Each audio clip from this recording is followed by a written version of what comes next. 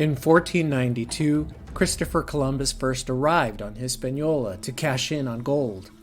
But later in 1625, French settlers also moved in to exploit the land of its rich agriculture and started producing sugar and coffee.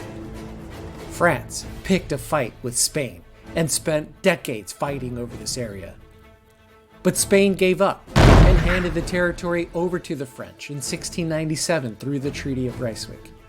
Years later, in 1791, the Haitian slaves got tired of it, and thus began the Haitian Revolt. The French lost, and Haiti became an independent country.